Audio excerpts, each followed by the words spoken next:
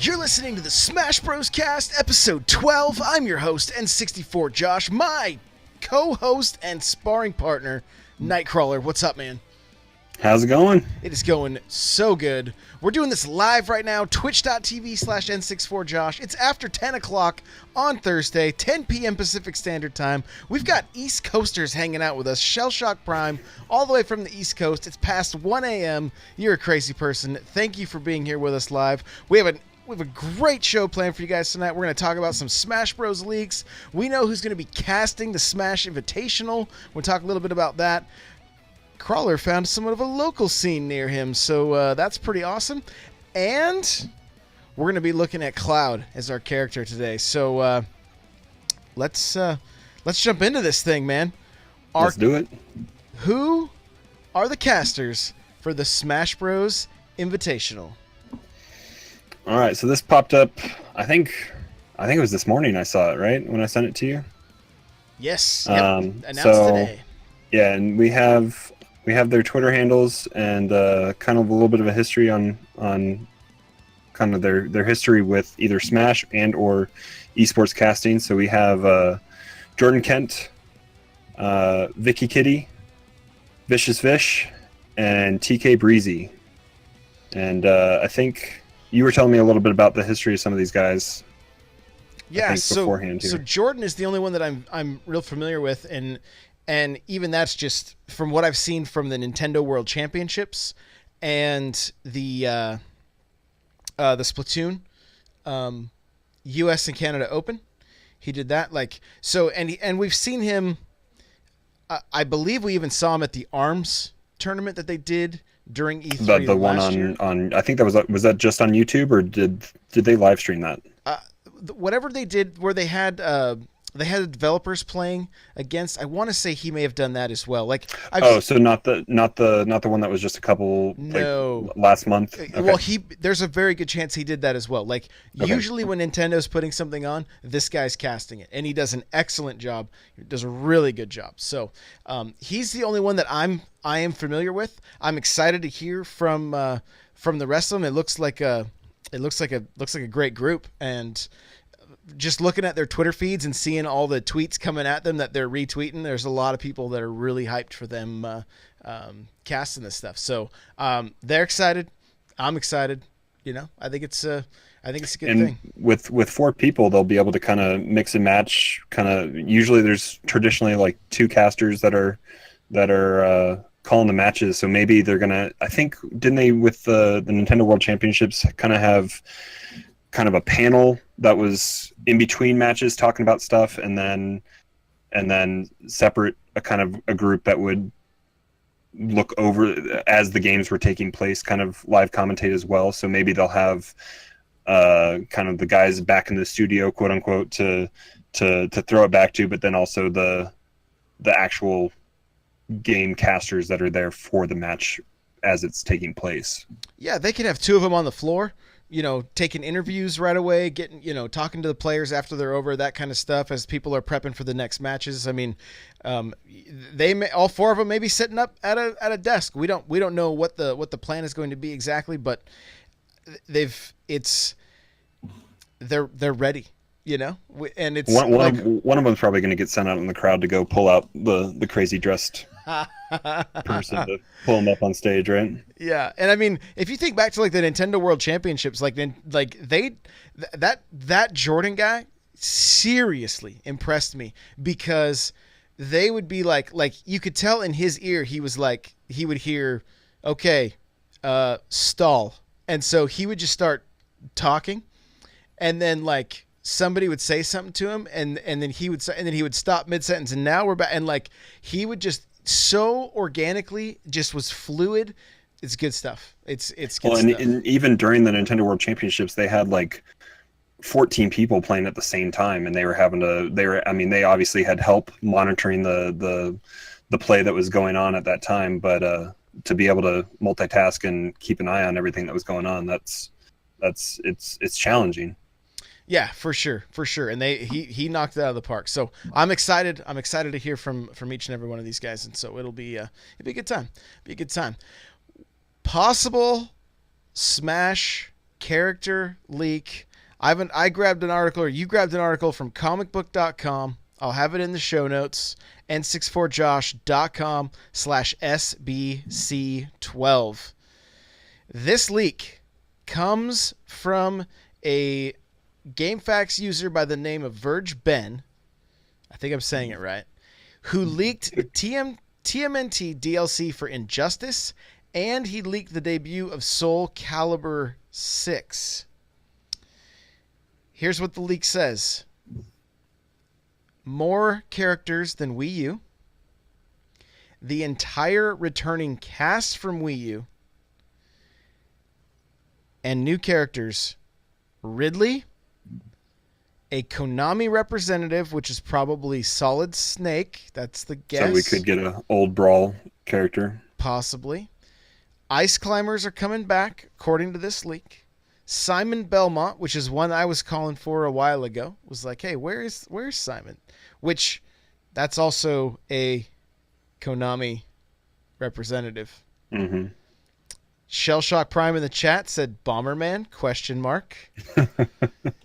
Spyro, Crash, and Goku is also mentioned in this article, right?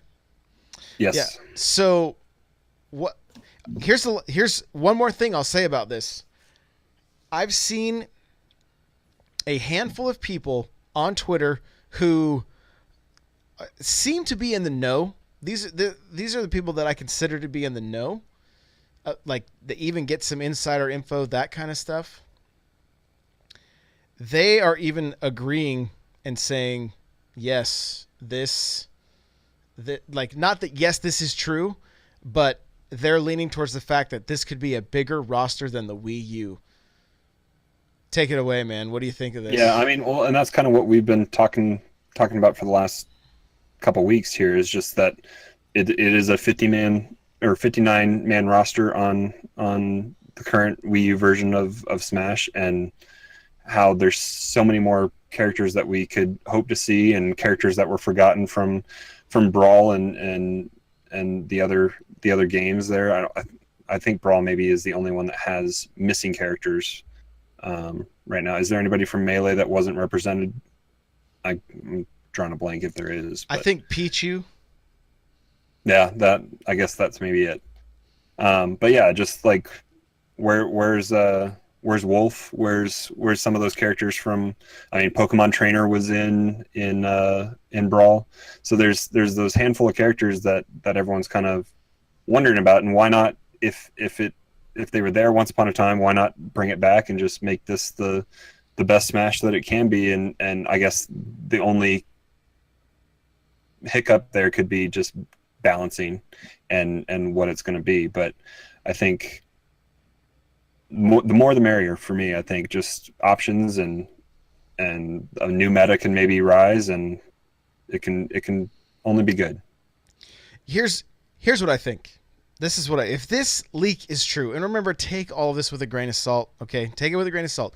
If this leak is true, I believe firmly Smash Bros. On the Switch is a new game. We're not getting a port in the traditional sense. We're not getting Smash Bros. Wii U on the Switch. But I do believe this game is a port with added features similar to Mario Kart 8. It's not even going to be called that. Splatoon, we've talked about, is very similar. It's more of a 1.5 compared to 1, right? You're even seeing reused content, that kind of stuff. I'm saying a lot of the character models, maybe even the engine, just with some tweaks. Physics. I mean, the physics seemed. I mean, I guess. What was it? A couple weeks ago, we were talking that I think it was a different GameFAQs leak that was saying that it was going to be a cross between Melee and Wii U speed. So it was going to kind of marry the two and have it be in between there. So that's the only, I guess, hiccup that could be different for the physics engine and just the character models and all that, kind of how it responds. But if there's something that they can do to tweak their engine a little bit and save 90% of the assets there, then I don't have a problem with how it looks graphically or how it plays. And if they can improve upon it and then put it in a machine that I can take with me where I go, I'm down. Dude, I can't wait. When you just to have it on the Switch is going to be so much easier.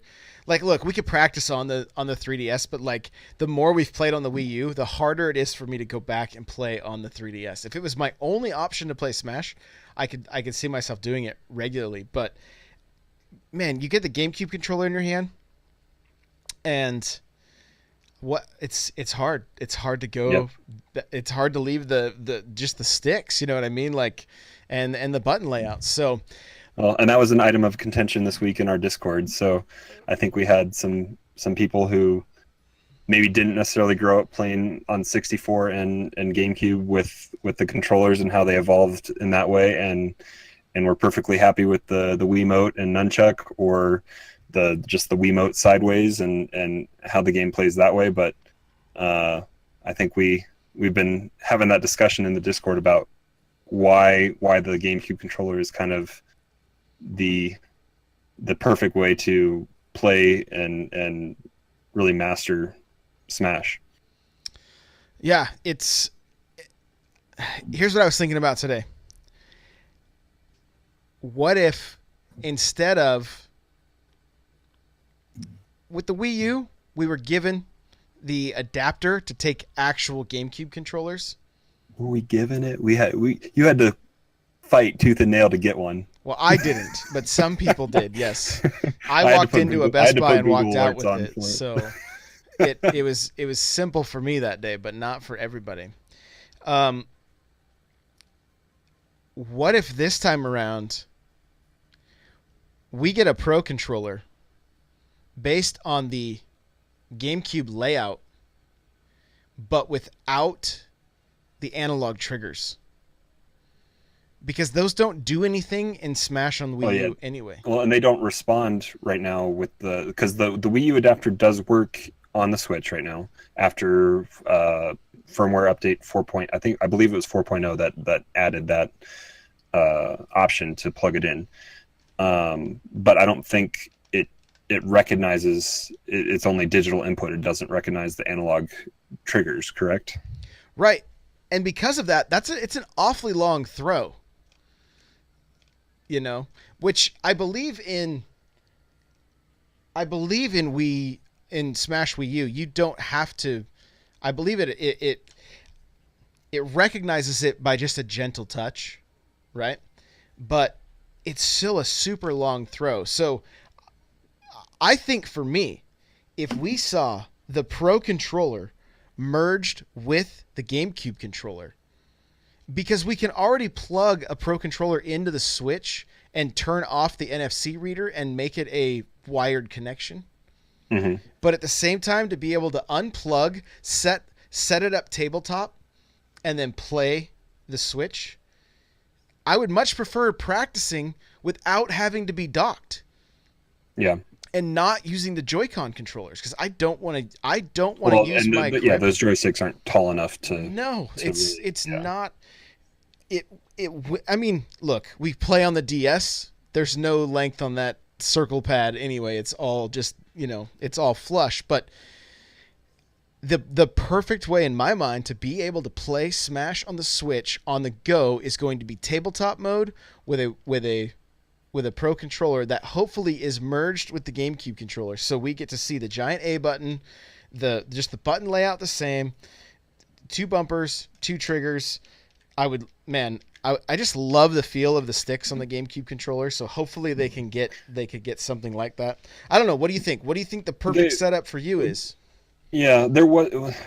I believe I've seen one. There is a Pogen controller, correct? With like, I think it had just like 4 buttons on it or something like that. That was It's a a different D-pad kind of and layout. 4 buttons.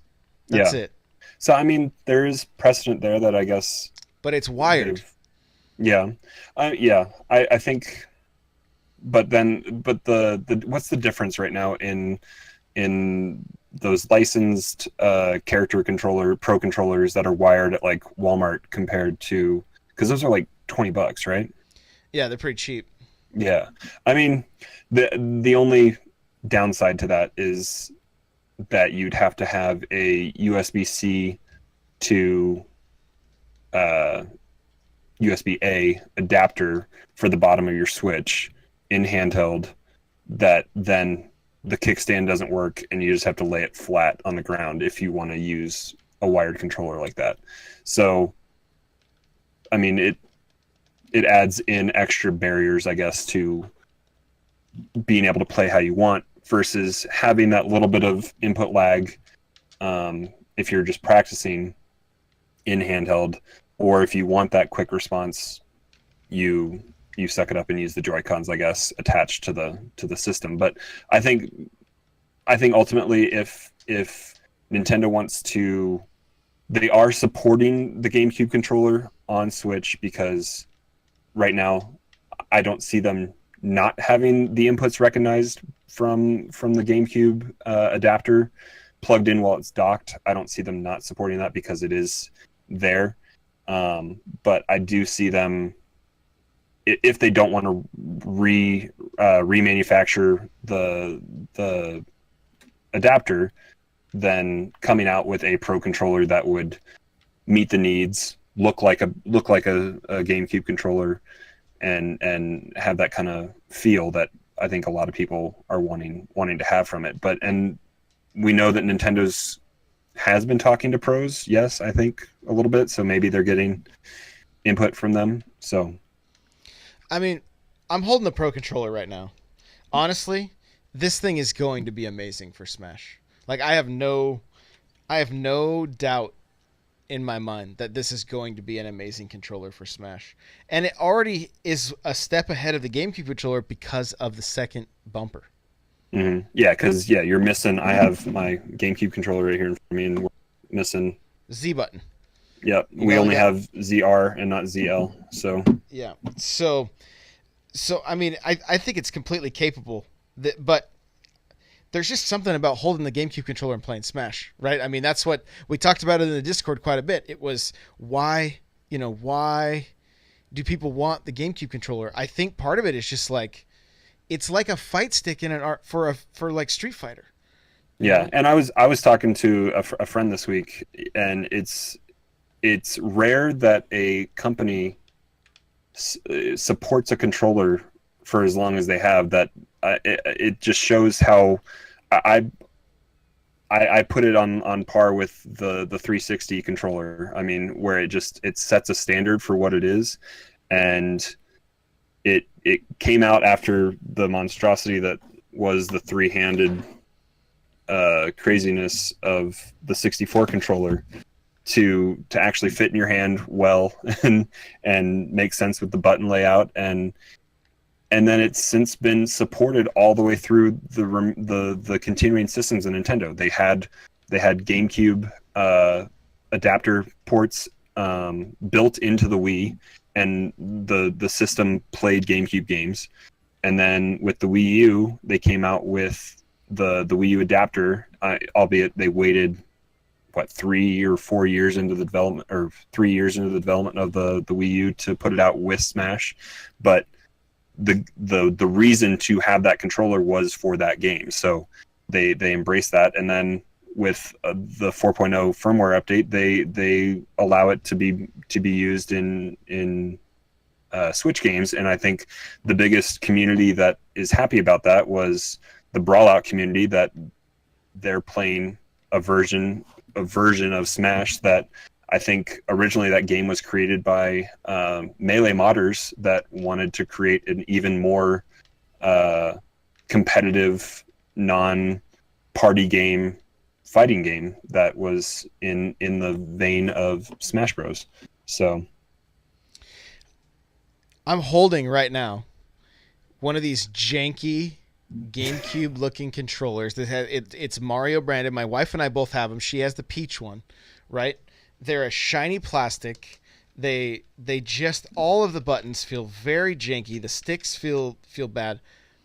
But there's a few things to note about this controller and the GameCube controller that's missing on the Pro controller. And I think the biggest thing that people would miss playing Smash is where your stick, you can hit your angles and it puts you in the right place. Yeah, right? I'm looking at mine right now, and it's It's got got, that what is it? hexagon or whatever it is. Is this an Like, octagon? One, two, three.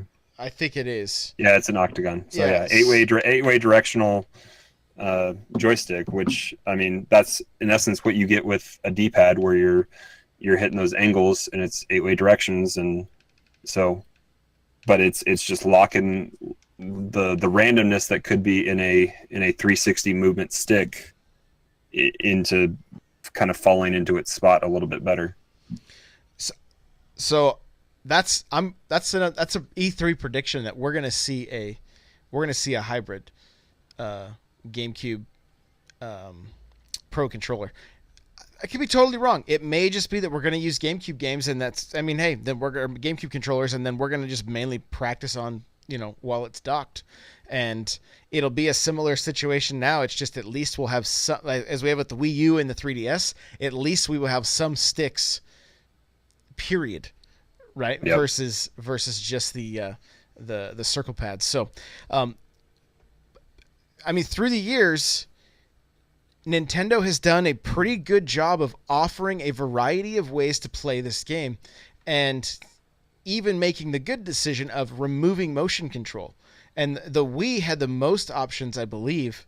Actually, it was Yeah. probably the Wii U, because you had the gamepad also. You could play, and it has adapted year after year. So I wouldn't be surprised if there was a mode in Smash, or a control type, that you could hold both your Joy-Cons in each hand and play just like. Play arm style punching. Well, I don't know that. I mean, who knows? There's always a possibility, but um, there could be some kind of waggle or something like that is tied to. Because with the Wii, right, you had flick up and all sorts of crazy motion controls with just, because I think there were two ways to play with the Wii, just the Wiimote, where you could have it sideways. Could you have it just the Wiimote without the nunchuck, and then also with the nunchuck? I don't remember. I don't remember either. I don't. But I think there were a ton of options with it. I remember And just thinking a lot of them seemed non-competitive and party gamey and all that kind of stuff. It was, I think those options were there for your kids, and for if you had people over for 8-man Smash and they all didn't have controllers to bring themselves, and you needed a way to have fun and play, and everyone had 4 Wiimotes laying around plus some GameCube controllers, so you could try to get as many of those players in on the 8-man Smash. Yeah, I remember we bought the old Pro controllers. Those flat white controllers that they used for the Wii. Those still had to plug into They had a to plug Wiimote, into the though. Wii remote. Yeah, but at least you had your sticks. And I had a couple of those as well, and I think I have somewhere buried around here. I have the special GoldenEye one that came with the re-release of GoldenEye that was gold or something like that. Ooh, tell me I know, more. fancy. Tell me more. So, but the question that was in our Discord is why is the GameCube controller the preferred controller? And my answer to that is that it is what it's what a fight stick is to Street Fighter, Marvel vs. Capcom, Tekken, Killer Instinct, all of those games. They all feel better with a fight stick. Smash, it's just what we've used for so long, and the fact that Nintendo has stuck with it for so many, there's going to be something. I can't imagine they're going to just put their foot down and say, have fun with your Pro controllers, even though you've been using the GameCube controller for so long. Like, it's a chance for them to sell another peripheral. So we've seen very clearly that they do not like missing out on sales when demand is there. Yeah.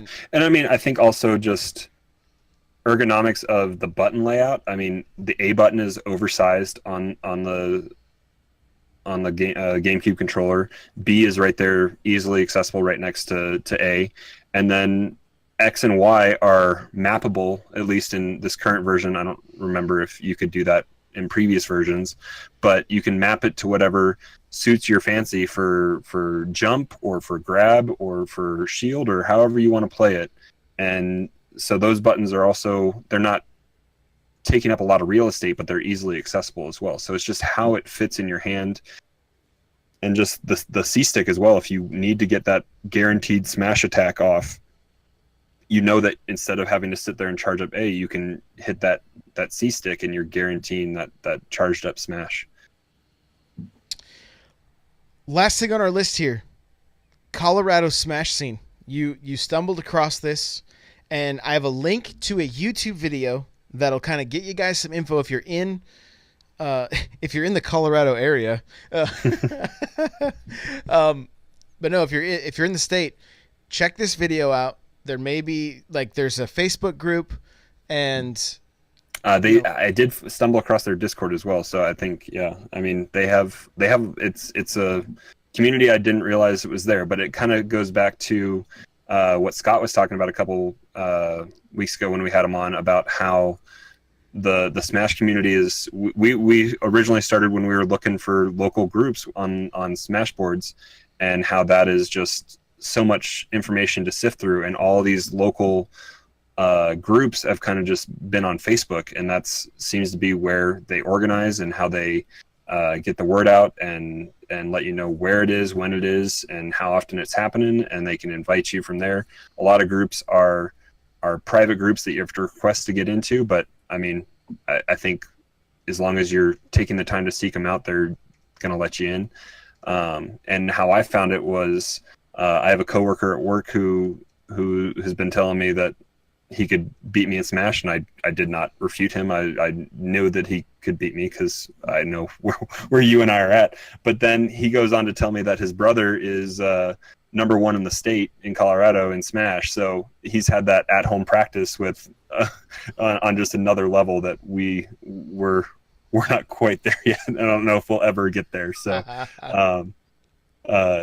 so yeah, I mean, so after he and I were talking on, I think it was Tuesday, I went and just sought out their Facebook group and kind of found everything. And I'm kind of busy these next couple of weeks, but I do want to try to find a time to go. They have, it looks like events, I mean, up and down, if you're familiar with the Front Range of Colorado. I mean, Fort Collins up at CSU, in Boulder at CU, that seems to have, and then also in Golden with the Colorado School of Mines. So the three kind of big colleges here, up and down, which, I mean, they're about an hour and a half total up and down the range from where I live. And then even further south on Colorado Springs and Pueblo. So there's events going on all over the place, and it seems to be every day of the week there's at least something going on. And so I kind of want to, I don't necessarily think I'm up for trying to get my butt kicked just yet, but I do want to kind of just go and be a fly on the wall and kind of just see some of those events here sometime in the future. And I just did a quick search on, I just Googled real quick, Smash Bros, like Washington Smash Bros Facebook groups, and I found a handful of Eastern Washington, but then I found a Pacific Northwest group that does have a Discord server, and so, you know, the Facebook group has almost 1,600 people in it. It looks like it's fairly active, and so, you know, I may check some of these things out and maybe get involved. see what's up around here. So we'll see. Excuse me. We're about to wrap this up, but we got to get to our character, which is Cloud. Yep. You guys can see him fight Mario right now if you're watching this live or watching this on YouTube. This is a character you like to pull out every now and again, and he speaks softly but carries a very large sword. I snagged a few videos. If you're interested in playing Cloud, I grabbed a video from My Smash Corner and Izaw Smash. You can watch those right in the show notes. Okay, and then I grabbed a match for pro, as far as what pros to watch, and the match I found was Zero versus Ally, Cloud versus Mario, which is what we got on the screen right now as well. And so you can check those out.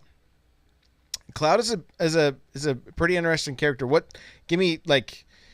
What do you dislike about him? Yeah, so I've dabbled a little bit.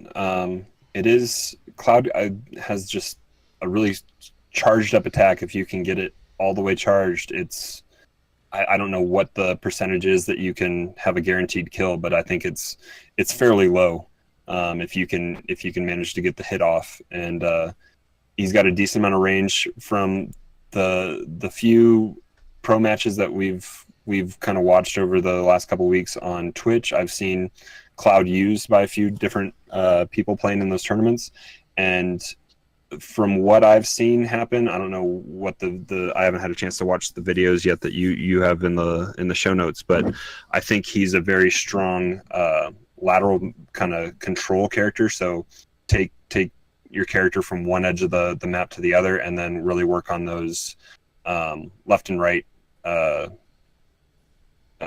end smashes to just kind of not necessarily up, not necessarily down, but just taking it all the way left or right off the map is what he's kind of specialized in. Gotcha. So there's Cloud. If you guys are interested in seeing more about him, there's two or three videos right now you can check out in the show notes. n64josh.com/SBC12. For Smash practice, I'll be honest, I've been a bad Smash student. I've only played like once since last episode. I promised to play more this week. Life just gets ahead of me, and so I haven't been doing much, but I did grab a 4 mistakes new players make, and included that video, and it talks about some pretty basic things like how they newbies like to roll a lot, they made jokes. I saw some of the jokes in the comments about like, just going into For Glory and seeing people roll all over the place. Yep. Scott's straight a couple weeks ago about that. So yeah, so this is it's a pretty good video.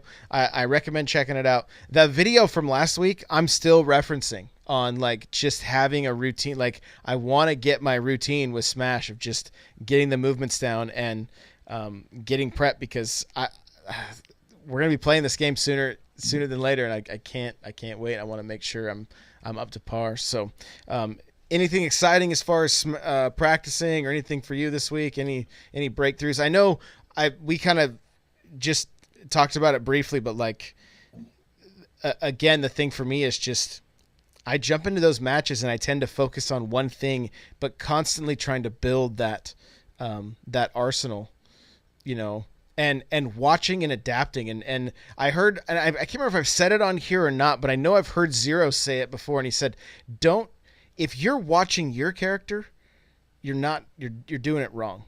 You should know where you are and be fine with where you are, and watching what your opponent is doing and how you can be countering it. If you're watching your character, you're missing you're kind of missing the point here. So yeah, it's a fast moving chess game is what it is. Yeah, so you need to see and know what your opponent's doing and try to anticipate. And so any last any closing comments or anything? Well, I know you and I've kind of talked about it. We haven't quite finalized what we're going to be doing next week, but we are going to be changing our date or our day of the week that we're going to be recording. I think our goal is going to be sometime in the early afternoon Pacific time on Fridays, right? Isn't that what we're working on? We're pushing towards that. If you just listen to this audio, there's a good chance this is going to be a Monday morning podcast, possibly. So it may come out Fridays, but it may be late. It may be late afternoon for most people, or early evening. So if that's where we end up, it's just we're just still trying to get our bearings here and figure out like what's going to be best for families and still being able to get out stuff on a regular basis. So, but tentatively right now, next Friday at like, what'd you say, 1 or 2 p.m.? Probably like 2 Pacific, I think is going to be best. So 2 p.m. Pacific, we'll be recording this show live. So if you guys want to be able to come hang out with us, it'll be much easier to do that. So with that, I think we're going to get out of here. Nightcrawler, where can they find you? You can find me on Twitter. My Twitter handle is Nightcrawler724, and Nightcrawler is without the E. You can also come hang out with us in the N64 Josh Discord. I'm always in there, and we're having lots of fun. For sure, for sure. You guys are hearing the Metal Melee right now. You can check out the full video at n64josh.com/Metal Melee. If you want to get yourself a free book from Audible, go to audibletrial.com/SBC. Guys, the chair I'm sitting in from OP Seat, go to opseat.com, use coupon code N64Josh, save $10. All their chairs are $50 off right now, and you can use my code and get an extra 10, so that's a total of $60 off. Pretty sweet deal. Show notes for this episode, n64josh.com/SBC12. Hey, like Crawler said, come join our community, n64josh.com/Discord. Find some people to play with. We're still all kind of prepping and getting ready for Smash on the Switch. We can't wait. You can follow me on Twitter at n64josh. You can follow the show on Twitter at SmashBrosCast. And that's it. Thank you guys so much for listening. If you have a minute, you can go onto iTunes, leave us a review. It really, really helps us. Crawler, thanks again. Chat, thank you guys. We will see you in the next episode.